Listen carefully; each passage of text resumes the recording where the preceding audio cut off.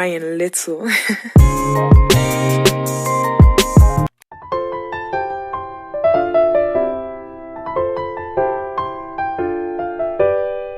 Metabolisme adalah seluruh reaksi biokimia yang bertujuan untuk mempertahankan kehidupan yang terjadi di dalam suatu organisme.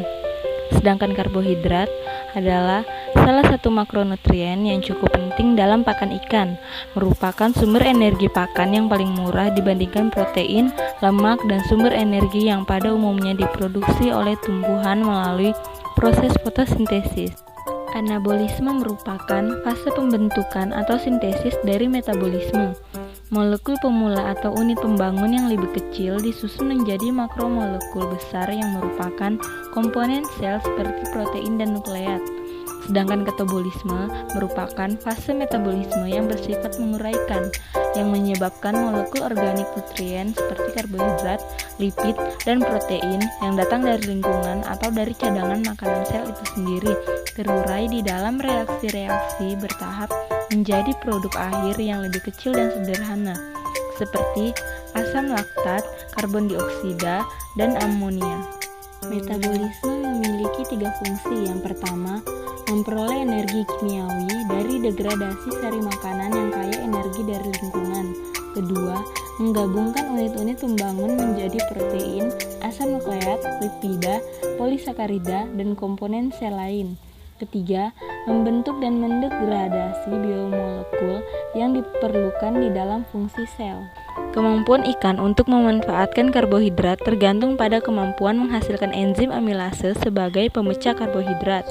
Pakan yang dikonsumsi ikan akan menyediakan energi yang sebagian besar digunakan untuk metabolisme yang meliputi energi untuk hidup, aktivitas pencernaan makanan, dan pertumbuhan.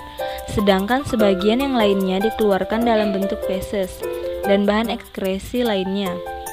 Karbohidrat dalam pakan umumnya berbentuk senyawa monosakarida, disakarida, polisakarida.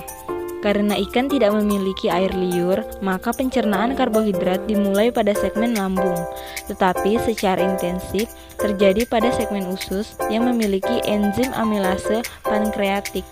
Kebutuhan ikan terhadap karbohidrat sangat tergantung pada jenis ikan. Golongan ikan karnivora membutuhkan karbohidrat lebih kurang 9%. Golongan ikan omnivora memerlukan karbohidrat hingga 18,6%. Sedangkan ikan herbivora memerlukan karbohidrat lebih banyak lagi, yaitu mencapai 61%. Makanan yang dikonsumsi oleh ikan akan mengalami proses pencernaan, penyerapan, pengangkutan, dan metabolisme sehubungan dengan kekomplekan zat makanan dan keterbatasan kemampuan mencerna. Maka, tidak semua makanan yang dikonsumsi dapat diserap oleh tubuh, akan dibuang sebagai feses, sedangkan zat makanan yang terserap atau setelah diangkut menuju organ target, sebagian akan mengalami proses metabolisme yang terdiri dari katabolisme dan anabolisme. Amilum dan glikogen dihidrolisis oleh enzim amilase menjadi maltose dan dekstrin. Maltose dan dekstrin ini akan dihidrolisis oleh enzim laktase limit dekstrinase menjadi glukosa. Disakarida dihidrolisis oleh enzim laktase atau sukrase menghasilkan galaktosa, glukosa, dan fruktosa. Selulosa akan dihidrolisis oleh enzim selulase menjadi selubiose. Kemudian, selubiose akan dihidrolisis oleh enzim selobiose menjadi glukosa. Dalam bentuk glukosa ini, karbohidrat dapat diserap oleh dinding usus. Setelah diabsorpsi oleh sel, glukosa dapat segera diubah menjadi energi atau dapat disimpan dalam bentuk glikogen.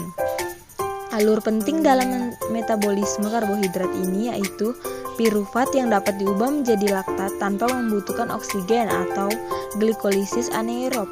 Misalnya dalam aktivitas renang cepat, energi tetap dapat diproduksi walaupun dalam jumlah kecil sambil menunggu sistem pernapasan membawa oksigen tambahan. Reaksi anaerob ini pada akhirnya menghasilkan laktat sehingga laktat akan terakumulasi khususnya dalam jaringan otot sampai oksigen dapat dimanfaatkan. Dengan proses oksidasi, laktat akan diubah menjadi karbon dioksida dan air. Karbohidrat mempunyai peran utama yang sangat penting pada ikan dikarenakan 2 alasan. I was hanging with you and then I realized text, I didn't think it was true. I was surprised when I found out I'd fallen for you.